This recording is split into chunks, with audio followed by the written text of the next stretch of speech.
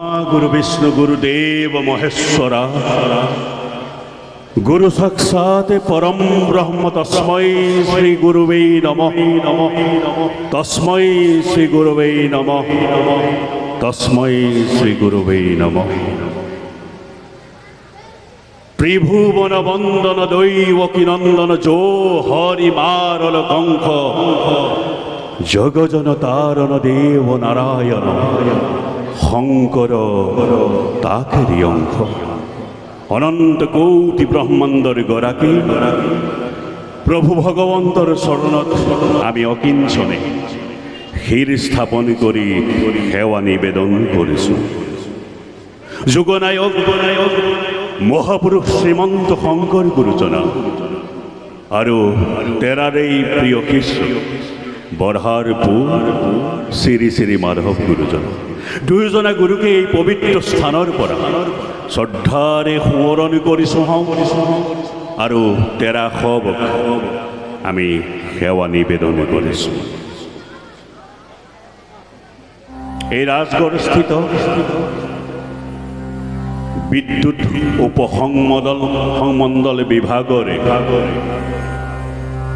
অসমৰে সাংস্কৃতিক সম্পদ সমুখৰে নামঘৰ। আমি সমৃদ্ধিশালী অসমীয়া আমাৰ সাংস্কৃতিক সম্পদ গুৰুজনাৰ অৱদান এই নামঘৰ। এই নামঘৰত উপবিষ্ট হৈ আমি পৰম আহ্লাদিত হৈছোঁ। জীৱনৰে प्रतिटु क्षणत गुरुजनार चरण चिंता करी तेरारे आदर्शरे अनुप्राणित होवारे चेष्टा अब्याहत राखिছো। আজি এই নামঘৰ প্ৰাংগণত উপবিষ্ট হৈছে ৰাইজ আবাল বৃদ্ধ বনিতাৰে সমাৰোহ উদ্দেশ্য राजगढ़ स्थित शंकर माधव संगीत महाविद्यालयर प्रतिष्ठा दिवस। এই प्रतिष्ठा दिवसर লগত সংগতি राखी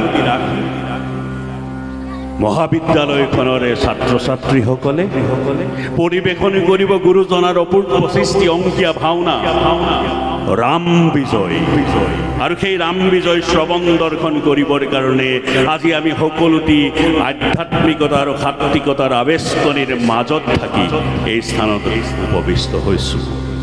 और आपनालोकर माजत मयো आज उपविष्ट হৈছো सुदूर शिवसागरर পৰা। सकलोटिলৈ মই आन्तरिक श्रद्धार सेवा निवेदन करिছো। सम्मुखते बहि थका धरणीर ध्वजाबाहक ज्येष्ठ सकलोলৈ सेवा निवेदन करि चिनाकी गुरुजनार संस्कृतिर साधक मनोज शइकिया डांगरिया निरवचिन्नभावे निष्ठारे कर्तव्य सम्पादन करि आहिছে। মই তেখেতক আগেও লগ পাইছো सापेखाती कोलाडुबी अंचल पारिजात सुंदर अंकिया नातेरे राइजक मोहाविष्ट करिছিল तेखेतर परिचालनाता और সেইজন সুযোগ্য অসমীয়াৰ সন্তান मनोज शइकिया सुदूर মাজুলীৰ পৰা আহি ৰাজগড়ত বসতি লৈছে। এই मनोज शइकियार परिचालनारे আজি এই पवित्र स्थानत अभिनीत हब गुरुजनारे अपूर्व सृष्टि राम विजय। आमी सकलोए उद्ग्रीव হৈ আছো সেই राम विजय श्रवण दर्शन करिबर বাবে।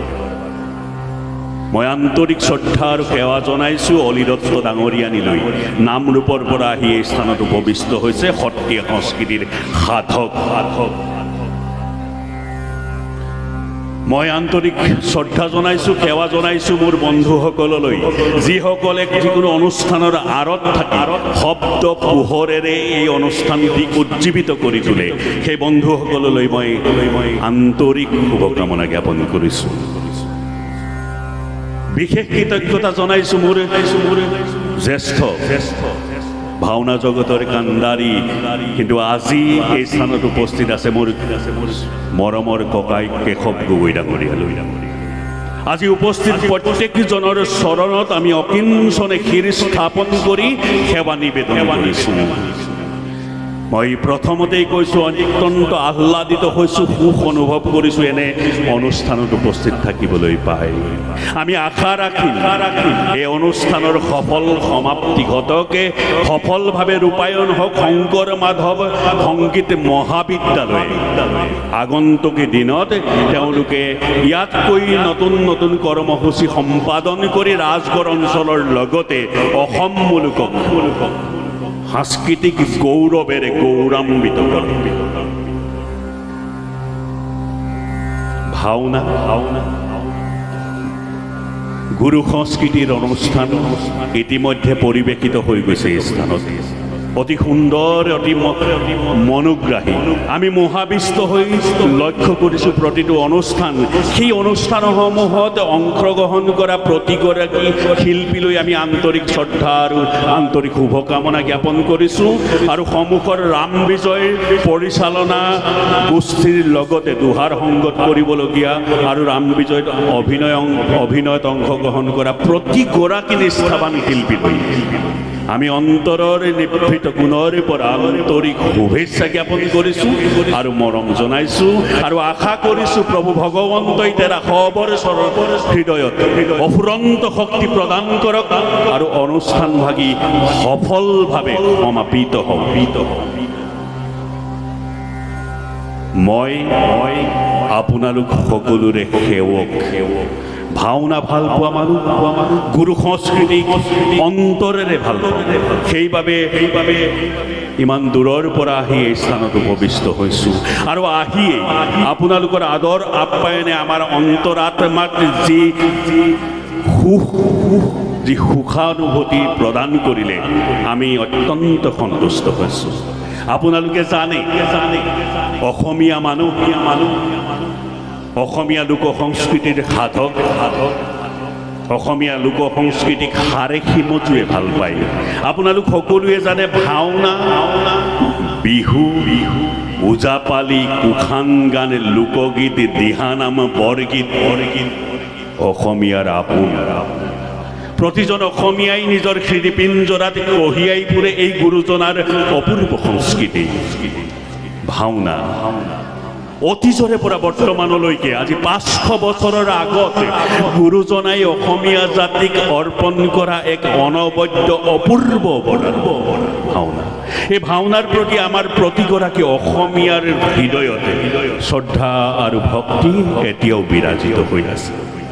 এনে এক শব্দ, এনে এক ভক্তি সুভাষিত শব্দ, যি শব্দ শুনা মাত্ৰেই প্ৰতিগৰাকী অসমীয়াৰে শিৰ দুখাই যায়। শ্ৰদ্ধা আৰু ভক্তি আৰু সেই ভাওনা আমি প্ৰচাৰ আৰু চৰ্চা কৰাৰ সংকল্প লৈছোঁ। আমি অসমীয়া জাতিয়ে, আমি অসমীয়া গৌৰৱশালী জাতি, সমৃদ্ধিশালী জাতি, সমগ্ৰ ভাৰতবৰ্ষৰ বুকুত একে সমৃদ্ধিশালী জাতি হিচাপে আমাৰ পৰিচয় আছে আৰু অসমীয়া হিচাপে আমাৰ কৰ্তব্য আছে দুইজনা গুৰুৰ আদৰ্শৰে অনুপ্ৰাণিত হ'ব লাগে। দুইজনা গুৰুৰ সৃষ্টিৰাজিক আমি চৰ্চা কৰিব লাগে, প্ৰচাৰ কৰিব লাগে, প্ৰসাৰ কৰিব লাগে। কাৰণ এয়া আমাৰ সংস্কৃতি আৰু সংস্কৃতি হ'ল এটা জাতিৰ পৰিচয় বহন কৰা মূল সম্পদ। সংস্কৃতি এটা জাতিৰ পৰিচয় বহন কৰে। অসমীয়া লোক সংস্কৃতিয়ে অসমীয়া জাতিৰ পৰিচয় বহন কৰিছে বিশ্ব দৰবাৰত, ভাৰতবৰ্ষৰ বুকুত। সেয়েহে আমি অসমীয়া হিচাপে গৌৰৱান্বিত। ঘণ্টাকে পাছতে আপোনালোকে ইয়াতে গুৰুজনাৰ সৃষ্ট ছখন অংকীয়া নাটৰ অন্যতম এখন অংকীয়া নাট ৰাম বিজয় ইয়াতে আপোনালোকে পৰিৱেশন হোৱাৰ শ্ৰৱণ দৰ্শন কৰিবলৈ সৌভাগ্য হ'ব। নিশ্চয়কৈ আপোনালোকে আগেও অংকীয়া ভাওনা শ্ৰৱণ দৰ্শন কৰিছে, যদিও কৰা নাই তেন্তে আজি এই অংকীয়া ভাওনা ভাগি শ্ৰৱণ দৰ্শন কৰি আপুনি আপোনাৰ সবে এক তৃপ্তি লাভ কৰিব। ভক্তি ৰখেৰে এই নামঘৰৰ প্ৰাংগণ ভৰি ভৰি গুৰুজনাৰ এই সংস্কৃতি আমাৰ প্ৰত্যেকগৰাকী বৈকুণ্ঠৰ পাৰিষদ হৃদয় দৰ্শকক হৃদয়তে ভক্তি ভাৱাবেগৰে সৃষ্টি কৰিব আৰু সেই ভক্তি ভাৱাবেগে ভাওনাৰ প্ৰতি আমাক আকৰ্ষিত কৰিব, ভাওনাৰ প্ৰতি আমাক মোহাবিষ্ট কৰিব। গুৰুজনাই ভাওনা সৃষ্টি কৰিছিল ধৰ্ম প্ৰচাৰৰ বাবে অসমীয়া সমাজখনক ভক্তি ৰস বুৱাই দিব এই ভাওনা পৃথিৱীৰ বা ভাৰতবৰ্ষৰ নাট্য অনুষ্ঠানসমূহৰ ভিতৰত এক অনবদ্য নাট্য অনুষ্ঠান যাৰ সক্ৰিয়তা আছে যাৰ মৌলিকতা আছে যাৰ পৰম্পৰা আছে ভাওনাতে ৰস আছে আপোনালোকে জানে যে নাট্য অনুষ্ঠানবোৰ 9টা ৰসেৰে সমৃদ্ধ কিন্তু এই ভাওনাত নৱৰসৰ উপৰিও অন্যতম এক ৰস আছে যি ৰসৰ বাবে আমি প্ৰতিনিয়ত আমি নিজকে আধ্যাত্মিকতা আৰু সাত্বিকতাৰে নিষ্ঠাৰে নিয়োজিত কৰিছোঁ সেই ৰস হ'ল ভক্তি ৰস প্ৰদান কৰে ভাওনাই তাৰ উপৰিও গুৰুজনাই আমাক কৈ গৈছে যে সপ্ত ৰসে অনুপম ভাওনা 7টাকৈ ৰস আছে গায়নে বায়ন সূত্ৰধাৰীৰে নৃত্য শ্লোক ভাষা মুখা গীত আৰু হৰিনাম এয়া হ'লে ভাওনাৰ সপ্ত ৰস আমি এই স্থানত আজি সকলোৱে শ্ৰৱণ দৰ্শন কৰিবলৈ পাম আপোনালোক সদৌতিয়ে জানে এয়া অগ্নিগড় 9 গছিকৈ চাকি ইয়াতে প্ৰজ্বলিত হ'ব নৱদা ভক্তিৰ প্ৰদীপ এই স্থানত প্ৰজ্বলিত হ'ব আৰু এই অগ্নিগড়ৰ তলেদি গায়ন বায়ন প্ৰৱেশ কৰিব ভাওনাৰ খলাতে ভাওনাৰ শিল্পীসকলে ৰাম সীতা কৃষ্ণ বিভিন্ন ভাৱেৰে এই খলাতে প্ৰৱেশ কৰিব এই 9বিধ ভক্তিৰ ভিতৰত অতিকৈ উত্তম ভক্তি হ'ল শ্ৰৱণ আৰু কীৰ্তন এই শ্ৰৱণ আৰু কীৰ্তন এই স্থানত আজি সমাপিত হ'ব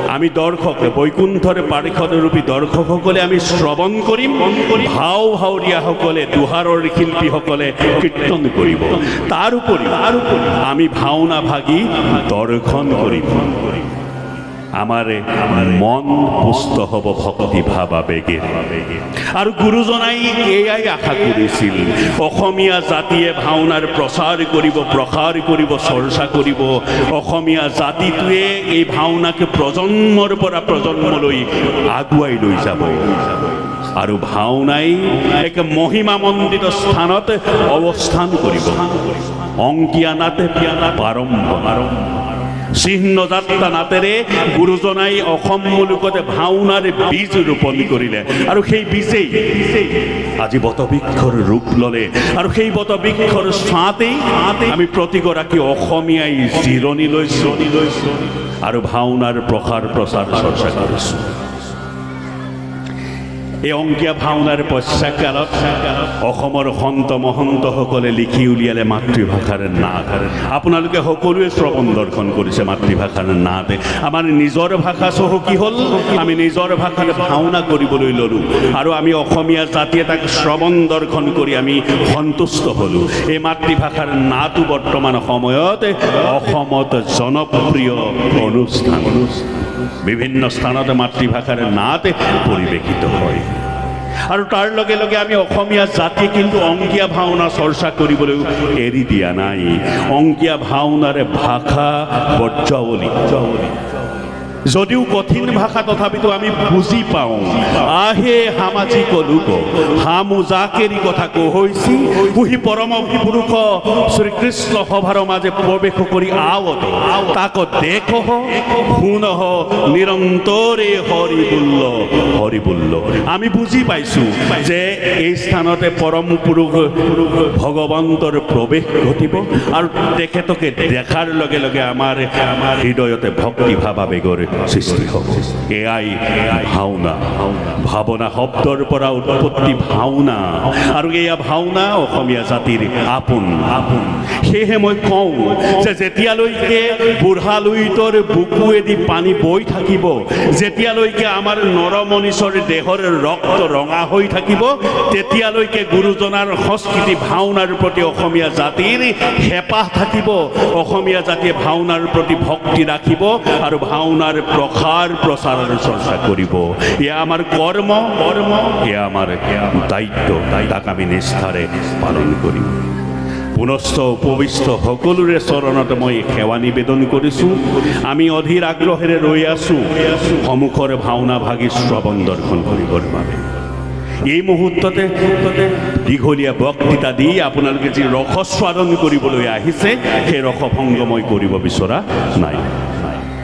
গুৰু দুজনাক প্ৰণাম জনাইছোঁ, শ্ৰদ্ধাৰে সোঁৱৰণ কৰিছোঁ। আপোনালোকে প্ৰত্যেকগৰাকী বৈকুণ্ঠৰ পাৰিষদৰ চৰণত আমি ক্ষীৰ স্থাপন কৰি সেৱা নিবেদন কৰিছোঁ। আশা কৰিম এই শংকৰ মাধৱ সংগীত মহাবিদ্যালয়ে যিভাগে ভাওনা ইয়াতে পৰিৱেশন কৰিব, আপোনালোকে বৈকুণ্ঠৰে পাৰিষদ সদৃশ দৰ্শক হিচাপে তাকে শ্ৰৱণ দৰ্শন কৰিব অতি নিষ্ঠাৰে, সহযোগিতামূলক মনোভাৱেৰে। সেই আশা আপোনালোকৰ চৰণত আমি ৰাখিছোঁ। আৰু প্ৰভু ভগৱন্তৰ চৰণতো আমি সেৱা নিবেদন কৰিছোঁ। তেৰাই সকলোৰে হৃদয়ত শৰীৰত ফুৰন্ত শক্তি প্ৰদান কৰক। আপোনালোক সবাৰে দীৰ্ঘায়ু আৰু সুস্বাস্থ্যৰে ৰাখক। ভৱিষ্যতে দিনত অসমীয়া লোক সংস্কৃতিৰ লগত যাতে আমি নিজকে জড়িত কৰিব পাৰোঁ, সেয়েহে প্ৰভুজনাৰ চৰণত আমি কৃপা ভিক্ষা কৰিছোঁ। মুকং কৰোতি বাচালং পংগুলং হেতি গিৰিমি য়ৎ কৃপাতমহং বন্দে পৰমানন্দ মাধৱ মাধৱ মাধৱ। অৰ্থাৎ যিজনাৰ কৃপা হ'লে মূকজনেও বোবাজনেও কথা ক'ব পাৰে, যিজনাৰ কৃপা হ'লে পংগুজনেও পৰ্বত লংঘিব পাৰে, সেইজনা অনন্ত কৌটি ব্ৰহ্মাণ্ডৰ গৰাকী প্ৰভু ভগৱন্তৰ চৰণত আমি কৃপা ভিক্ষা কৰিছোঁ। আমি আশা কৰিছোঁ যে আপোনালোকে উদ্যোক্তাসকলে শংকৰ মাধৱ সংগীত মহাবিদ্যালয়ে যি আশা যি কামনা আগতে ৰাখি এই অনুষ্ঠানটি ইয়াতে সমাপিত কৰিছে, যিভাগে ভাওনাৰ পৰিৱেশনৰ ব্যৱস্থা কৰিছে, সেই আশা সম্পূৰ্ণ ফলপ্ৰাপ্তি ঘটক। প্ৰভুৱে গুৰু দুজনাই আপোনালোক সদৌতিৰে শিৰত আশীৰ্বাদৰ হাতখন সদায় ৰাখক, সেই কামনা কৰিছোঁ আমি অকিঞ্চনে। পুনশ্চ সকলোৰে চৰণতে সেৱা নিবেদন কৰিছোঁ আৰু আমাৰ বক্তব্যৰ সামৰণি মাৰিব বিচাৰিছোঁ আপোনালোকৰ চৰণতে দীক্ষমা প্ৰাৰ্থনাৰে। ঘোষকসকলে সুন্দৰভাৱে অনুষ্ঠান চলাইছে। উদ্যোক্তা মণ্ডলীয়ে আমাক নিমন্ত্ৰণ জনাইছে যে আজিৰ এই ভাওনা ভাগি শুভ উদ্বোধন কৰিব লাগে। কিন্তু আমি অসমীয়া জাতি, আপোনালোক জ্যেষ্ঠসকল আছে, সকলোৱে এটা কথা অৱগত যে শ্ৰীমন্ত শংকৰ গুৰুজনাৰ বিৰচিত ভাওনা উদ্বোধন অধম মনুষ্যই কৰিব নোৱাৰে। আমি মনুষ্য, গতিকে সেই দুঃসাহস যথেষ্টতা ইয়াতে প্ৰদৰ্শন আমি নকৰোঁ। ভাওনা উদ্বোধন কৰিবৰ কাৰণে গুৰুজনাই পূৰ্বৰংগ গায়ন বায়নৰ ব্যৱস্থা ৰাখিছে। ভাওনা কেৱল গায়ন বায়নেহে উদ্বোধন কৰিব পাৰে, মনুষ্যই নহয়। যিহেতু আমি মনুষ্য, গতিকে সেই কাম কৰাৰ ধৃষ্টতা প্ৰদৰ্শন নকৰোঁ। আৰু আপোনালোকৰ আহ্বানত, আপোনালোকৰ নিৰ্দেশত আমি এই স্থানত উপবিষ্ট হৈ কেৱল এই অনুষ্ঠানৰ প্ৰাক মুহূৰ্তত এটি শুভেচ্ছামূলক বক্তব্য আপোনালোকলৈ ৰাখিলোঁ। আৰু ক'ৰবাত যদি আমাৰ বক্তব্য প্ৰদান কৰোঁতে ভুল ত্ৰুটি বহাটোতা হৈছিল, তেন্তে আপোনালোকে নিজবোৰে মাৰ্জনা কৰিব। আমি আপোনালোকৰ মাজৰে এজন। আমি ভাওনা ভাল পাওঁ, ভাওনাক সন্মান কৰোঁ, গুৰুজনাৰ আদৰ্শৰে অনুপ্ৰাণিত হ'বলৈ চেষ্টা কৰোঁ। সেয়েহে আপোনালোকৰ মাজতে এই ৰজনীত এই মধ্যম নিশা আহি উপস্থিত হৈছোঁ। পুনশ্চ সকলোলৈকে সেৱা নিবেদন কৰিছোঁ, ধন্যবাদ জনাইছোঁ, আন্তৰিক কৃতজ্ঞতা জ্ঞাপন কৰিছোঁ। আপোনালোকৰ অনুষ্ঠানৰ সফলতা কামনা কৰি দুয়োজনা গুৰু আৰু অনন্ত কৌটি ব্ৰহ্মাণ্ডৰ গৰাকী পৰম পুৰুষ প্ৰভুজনাৰ চৰণত সেৱা নিবেদন কৰি আমি অকিঞ্চনে আমাৰ বক্তব্যৰ সামৰণি মাৰিছোঁ। জয়তু ভাওনা সংস্কৃতি, জয়তু অসমীয়া জাতি, জয়তু শ্ৰীমন্ত শংকৰ গুৰুজনা, জয়তু শ্ৰীমন্ত মাধৱ গুৰুজনা। সকলোৰে চৰণত সেৱা নিবেদন কৰিছোঁ। ধন্যবাদ। কৃষ্ণ কৃষ্ণ কৃষ্ণ।